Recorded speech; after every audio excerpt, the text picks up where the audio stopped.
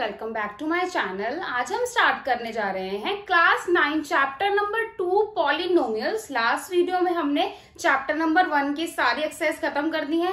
अगर आपने अभी तक चैप्टर 1 नहीं किया है तो जाके जरूर करिएगा, क्योंकि क्लास 9 को स्टार्ट हुए काफी दिन हो गए हैं, तो आपको क्लास 9 का जो चैप्टर 1 है वो आना चाहिए।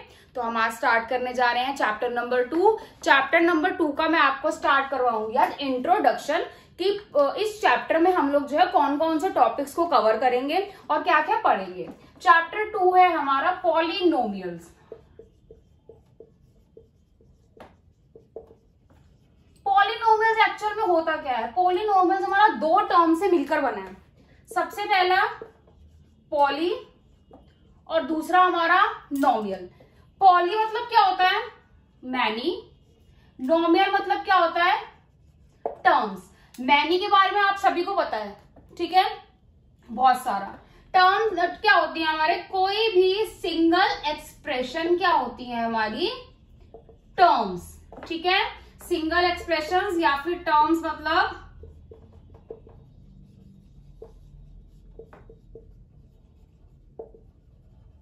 मैंने बोला x², 7x, 5y, ये सब क्या है? मेरी टर्म्स है। और अब आप बोलोगे पॉलिनोमियल्स क्या होता है? अगर मैं इन सबको एक साथ लिख दूंगी, बहुत सारे टर्म्स, पॉली मतलब मैंने बताया वो क्या होता है? मैनी।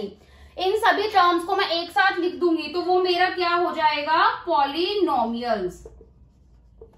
7x² + 5x + 7, ये क्या हो गया मेरा? पॉलिनोमियल, ठीक है। हम पूरे चैप्टर में इसी से रिलेटेड चीजों को पढ़ेंगे कि पॉलिनोमियल कितने तरीके के होते हैं, कैसे सॉल्व करते हैं, कौन सा फॉर्मूला यूज होगा, उसमें डिवीजन कैसे होगी, डिग्री क्या होगी एंड सो ऑन। बहुत सारे टॉपिक है इस चैप्टर में, तो ये चैप्टर जो आपको बहुत ध्यान से करना है, बहुत इंपॉर्टेंट चैप्टर है ये वाला, ठीक है। और एक और चीज, अगर आप मेरे चैनल पर नए हैं तो मेरे चैनल को सब्सक्राइब जरूर करिएगा, बेल आइकन जरूर दबाइएगा ताकि मेरी वीडियो की अपडेट आपको मिलती रहे, ठीक है। चलिए इसका नेक्स्ट टॉपिक स्टार्ट करते हैं। पॉलिनोमियल, आई होप आपको समझ आया होगा पॉलिनोमियल एक्चुअल में होता क्या है। तो चैप्टर हम लोग पढ़ रहे हैं, उस चैप्टर का एक्चुअल में मतलब क्या है? मतलब मैनी टर्म्स। नॉर्मल लैंग्वेज में पॉलिनोमियल्स का मतलब है मैनी टर्म्स, ठीक है। चलिए स्टार्ट करते हैं अब आगे। इसके बाद आती है इसकी बहुत ही इंपॉर्टेंट टर्म इस चैप्टर की,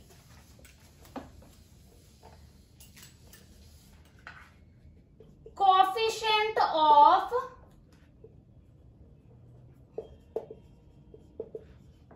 पॉलिनोमियल।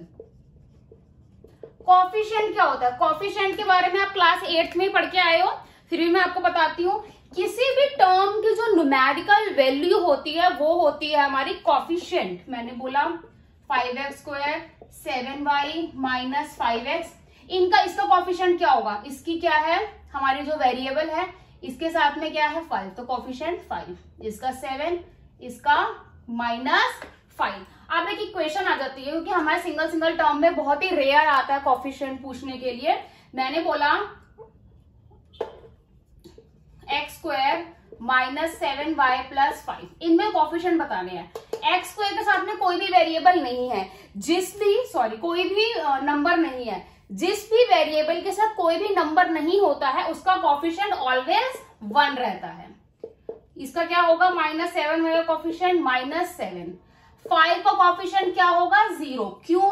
क्योंकि 5 खुद ही अपने आप में एक न्यूमेरिकल वैल्यू है। न्यूमेरिकल वैल्यू का अपने आप में कोई भी कोएफिशिएंट नहीं हो सकता है। कोएफिशिएंट उसी टर्म का होगा जो एक्चुअल एक टर्म में लिखी गई होगी, मतलब वेरिएबल प्लस नंबर दोनों आपस में लिखे गए होंगे, हम उसी का कोएफिशिएंट लिख सकते हैं।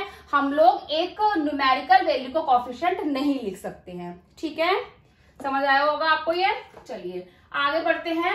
आगे एक और टॉपिक आता है इसका हमारा, degree of polynomial. Degree of polynomial क्या होता है हमारा? किसी भी टर्म की हाईएस्ट जो पावर होती है वो क्या होती है? मेरी डिग्री, ठीक है। मैंने बोला, मैंने क्वेश्चन लिख दी 7x4 + 5x³ + 3, ठीक है। वो डिग्री बतानी है। डिग्री कैसे बताऊंगी? किसी भी जो हमारी टर्म की जो हाईएस्ट पावर है 4 है, तो 4 क्या हो जाएगी? मेरी डिग्री, ठीक है। 8x³ + 7, डिग्री क्या हो जाएगी मेरी 3। कहने का मतलब ये है कि कोई भी आपको टर्म दी गई, कोई भी आपको पॉलिनोमियल दिया गया हो, उसकी जो हाईएस्ट पावर होगी वो आपकी क्या होगी, डिग्री होगी। ठीक है, ये भी अब समझ आया होगा। अब एक और चीज पढ़ते हैं इसकी जो कि इंपॉर्टेंट है।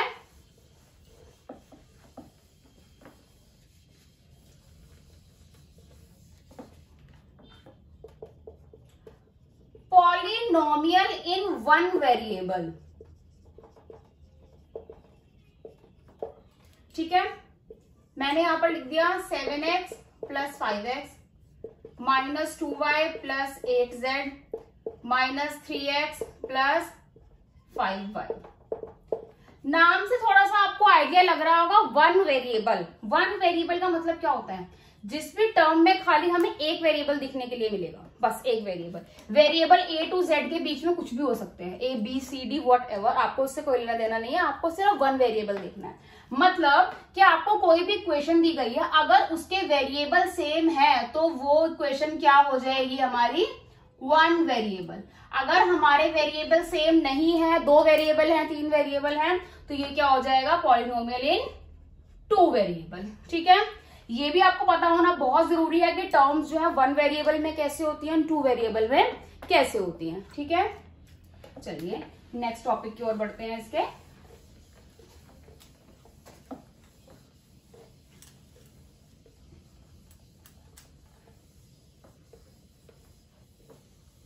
अब जो हमारे पॉलिनोमियल्स होते हैं ना, वो तीन तरीके के होते हैं। सबसे पहला आता है लीनियर, उसके बाद आता है हमारा क्वाड्रेटिक, उसके बाद आता है हमारा क्यूबिक। ठीक है, लीनियर मतलब क्या होगा, जिसकी हाईएस्ट पावर जो होगी वो कितनी होगी, 1, वो कौन सा होता है हमारा, लीनियर पॉलिनोमियल। क्वाड्रेटिक, जिसकी हाईएस्ट पावर जो होगी वो कितनी होगी, 2, वो होगा हमारा क्वाड्रेटिक। एंड क्यूबिक, जिसकी हाईएस्ट पावर जो होगी वो कितनी होगी, 3, तो वो क्या होगा हमारा क्यूबिक।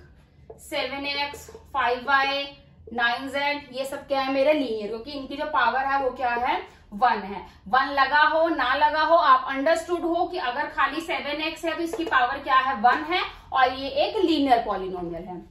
क्वाड्रेटिक में मैंने बोला 4x square plus 7x plus 1। आपको स्क्वायर दिख गया यहाँ पर, आपको आगे कुछ नहीं देखना, बस आपने देखना है कि इक्वेशन में स्क्वायर है, तो मतलब ये क्या है मेरी क्वाड्रेटिक है। ठीक है, cubic 8x cube 7x square plus 5x plus 1। Equation में जो हाईएस्ट पावर है किसी टर्म के ऊपर वो 3 है, तो मतलब ये क्या है मेरा क्यूबिक पॉलिनोमियल है।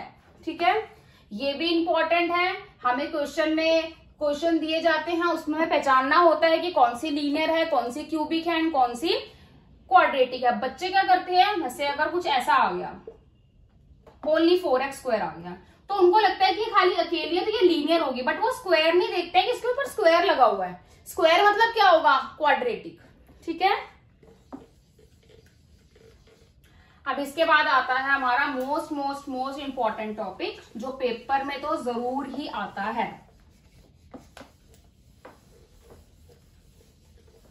फैक्टर्स ऑफ पॉलिनोमियल, या आप रूट्स कह लो या आप उसको जीरोस कह लो। मतलब जब हम अपने पॉलिनोमियल की किसी वैल्यू को 0 के इक्वल रख देंगे, यानी जो हमारी पॉलिनोमियल की वैल्यू है 0 के इक्वल हो जाएगी, तो वो क्या होते हैं हमारे फैक्टर्स ऑफ पॉलिनोमियल। मैंने बोला x प्लस 8, यहां मुझे x की वैल्यू निकालनी है, मेरा एक लीनियर पॉलिनोमियल है, मैं इसको 0 के इक्वल रख दूंगी, तो x की वैल्यू क्या आ जाएगी, -8। y -7 है, y की वैल्यू निकालनी है, 0 के इक्वल रख दूंगी, क्या आ जाएगी, y की वैल्यू 7। मतलब ये है कि हमें अगर अपने पॉलिनोमियल्स की वैल्यू को फाइंड आउट करना है कि उसकी एक्चुअल में वैल्यू क्या होगी, तो हम उस पूरी इक्वेशन को किसके इक्वल रख देंगे, 0 के इक्वल रख देंगे। ये बात हुई लीनियर की। लीनियर में तो बहुत इजी होता है, डायरेक्ट 0 के इक्वल रखो, दूसरी साइड ले जाके माइनस प्लस जो भी होता है उसके अकॉर्डिंग कर दो। अब आते हैं क्वाड्रेटिक, सबसे इंपॉर्टेंट टॉपिक है इस चैप्टर का, क्वाड्रेटिक पॉलिनोमियल का। मैंने बोला यहाँ पर x square plus 7x plus 10। अब इसमें क्या करना है, मुझे x की वैल्यू निकालनी है। ठीक है, मैं कैसे निकालूंगी, इसको निकालने के लिए हम लोग यूज करते हैं मिडल टर्म स्प्लिटिंग मेथड। मतलब ये जो बीच की टर्म है ना, मैं इसको तोड़ दूंगी, दो पार्ट से मैं इसको तोड़ दूंगी। एक्स स्क्वायर प्लस दो पार्ट से मैं इसको तोड़ूंगी। अब वो तोड़ेंगे कैसे मैं बताती हूँ। फर्स्ट एंड लास्ट को क्या करना है, मल्टीप्लाई, यानी प्रोडक्ट क्या आएगा 10, बीच वाले का क्या होना चाहिए नंबर का सम, यानी कि 7। अब मुझे इस 10 को इस अकॉर्डिंग तोड़ना है कि अगर मैं उसको मल्टीप्लाई करूं तो मेरा 10 आए, और अगर मैं उसको ऐड करूं तो मेरा 7 आए। अगर आपको नहीं समझ आ रहा है तो आप एलसीएम ले लीजिए। मैंने लिखा यहाँ पर 2, अगर मैं 5 और 2 को ऐड करूं तो मेरा 7 भी आ रहा है, 2 एंड 5 को मल्टीप्लाई करूं तो मेरा 10 भी आ रहा है। ठीक है, तो मैं यहाँ पर लिख लेती हूँ 2x प्लस 5x। ठीक है, 5 2 10, 5 प्लस 2 7। अब इनके बना लूंगी मैं पेयर। इन दोनों में से क्या कॉमन आएगा, x, अंदर क्या बचेगा x प्लस 2। इन दोनों में से क्या कॉमन आएगा 5, अंदर क्या बचेगा 5 2 10। अब इस होल में से पूरे में से क्या कॉमन है, x plus 2, x plus 2, x plus 2 को एक साइड रख लेंगे और यहाँ क्या बचेगा x प्लस 5। ठीक है, दो वैल्यूज निकल के आई है, यहां से हम लोग x की वैल्यू निकाल सकते हैं। मैंने अभी आपको ऊपर बताया कैसे, 0 के इक्वल रख के। x प्लस 2 इक्वल में 0, प्लस है उधर जाके माइनस, x की वैल्यू एक आ गई -2, x प्लस 5 इक्वल में 0, इधर प्लस है उधर जाके माइनस, x की वैल्यू क्या आ गई -5। ठीक है, बहुत ही इजी था करना। ये क्वेश्चन जितना इजी लगता है उतना इजी है नहीं। इस क्वेश्चन के लिए प्रैक्टिस बहुत बहुत बहुत जरूरी है, क्योंकि आपको समझ ही नहीं आता कि मैं कहां से क्या स्प्लिट करूं, कहां से क्या तोड़ूं, कैसे वैल्यूज को लेकर आऊं। तो इस क्वेश्चन के लिए आपको प्रैक्टिस बहुत जरूरी है। हम आगे एक्सरसाइज में करेंगे ये वाले सारे क्वेश्चंस। ठीक है, चलिए अब एक और इंपॉर्टेंट टॉपिक आता है इस चैप्टर का, डिवीजन ऑफ पॉलिनोमियल। फैक्टर्स पढ़ लिए, डिग्री पढ़ ली, वन वेरिएबल पढ़ लिया। अब आती है डिवीजन, जो कि बहुत इंपॉर्टेंट है।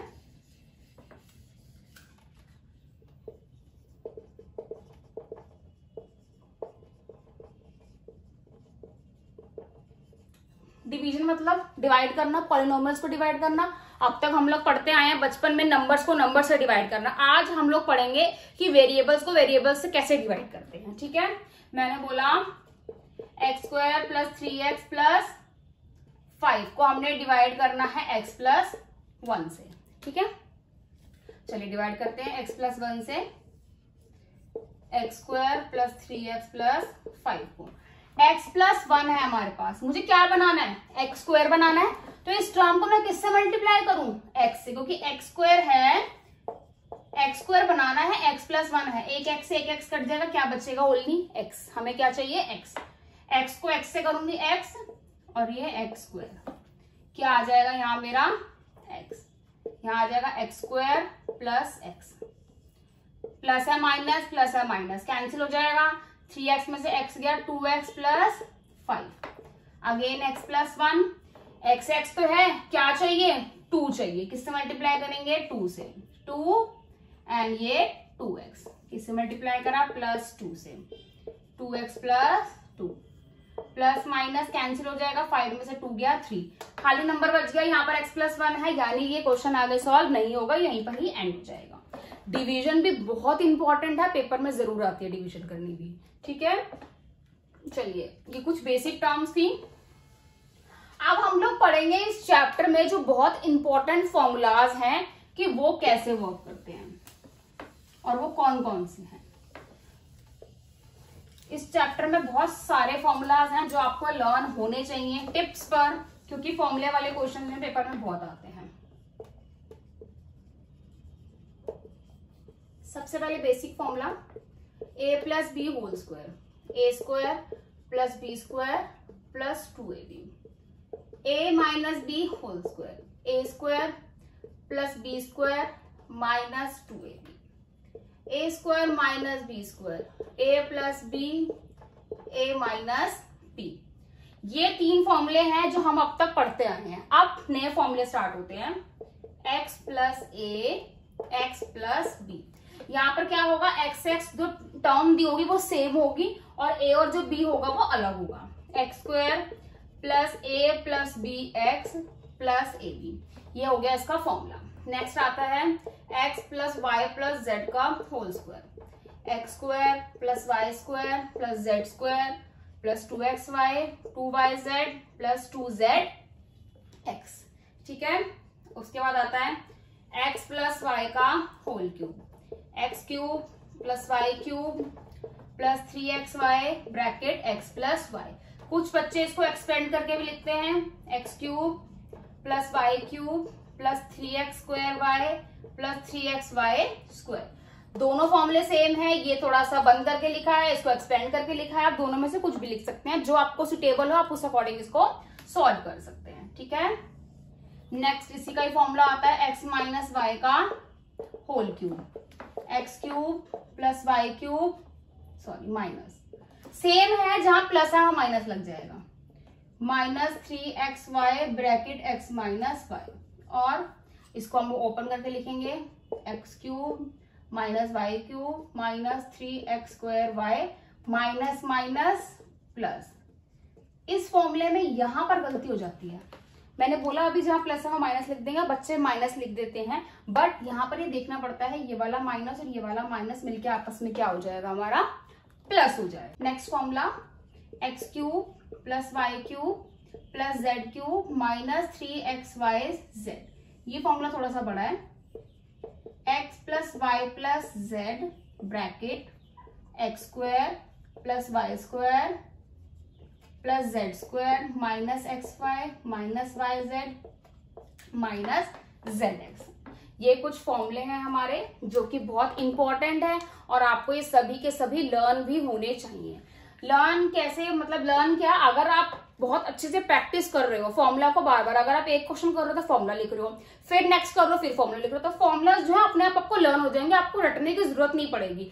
क्यों, कैसे होंगे, आपको हर क्वेश्चन के साथ फॉर्मूला लिखना पड़ेगा ताकि जो आपको है जो फॉर्मूले हैं वो इजीली लर्न हो जाए, आपको रट्टा ना करना पड़े कि फॉर्मूलाज को कैसे रटे। ठीक है, आज के इंट्रोडक्शन वीडियो हम यही खत्म करते हैं। अगर आपको मेरी वीडियो पसंद आई हो तो मेरी वीडियो को ज्यादा से ज्यादा लाइक करें, शेयर करें एंड कमेंट करें, और मेरे आने वाली वीडियोस के लिए मेरे चैनल को सब्सक्राइब जरूर करें ताकि मेरी वीडियो की सबसे पहली अपडेट आपके पास है। मिलते हैं नेक्स्ट वीडियो में एक्सरसाइज 2.1 के साथ।